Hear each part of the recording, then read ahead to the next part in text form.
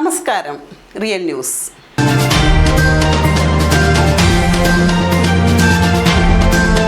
Kerala state service pensioners union KSSPU 34ാമത് കോഴിക്കോട് ജില്ലാ സമ്മേളനം ഉള്ളേരിയിൽ നടന്നു.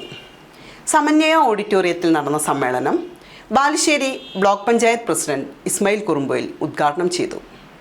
കിനാലൂരിൽ എയിംസ് അനുവദിക്കാൻ കേന്ദ്ര സർക്കാർ തയ്യാറാകണമെന്ന് സമ്മേളനം പ്രമേയത്തിലൂടെ ആവശ്യപ്പെട്ടു. ജില്ലയുടെ പുതിയ ഭാരവാഹികളെയും തെരഞ്ഞെടുത്തു. Kerala state service pensioners union KSSPU 34ാമത് കോഴിക്കോട് ജില്ലാ സമ്മേളനം ഉള്ളിയേരിയിൽ നടന്നു. സമന്വയ ഓഡിറ്റോറിയത്തിൽ നടന്ന സമ്മേളനം ബാലുശ്ശേരി ബ്ലോക്ക് പഞ്ചായത്ത് പ്രസിഡന്റ് ഇസ്മായിൽ കുറുമ്പോയിൽ ഉദ്ഘാടനം ചെയ്തു. സാധാരണക്കാരിലെ പെൻഷൻകാർ എന്നുള്ള തിരിച്ചറിവ് പൊതുസമൂഹത്തിനുണ്ട്.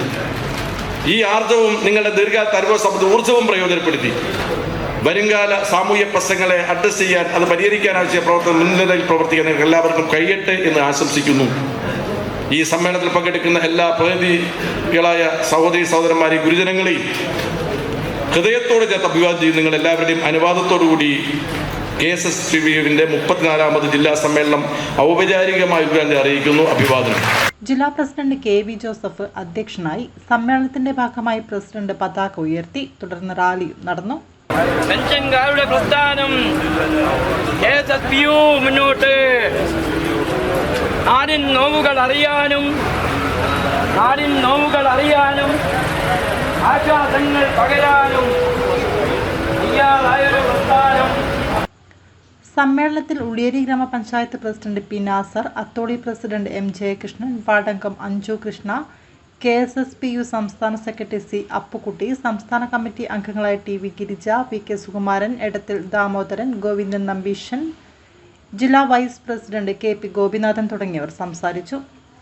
സംയുക്ത ജില്ലാ കൗൺസിൽ KSSPU സംസ്ഥാന സെക്രട്ടറി V. ജയ്സിംഗ് ഉദ്ഘാടനം ചെയ്തു.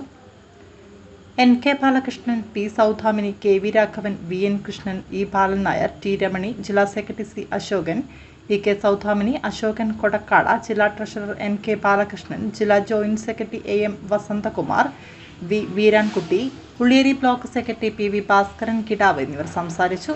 തുടർന്ന് പുതിയ ജില്ലാ ഭാരവാഹികളെയും തിരഞ്ഞെടുത്തു. Real news, Balussery.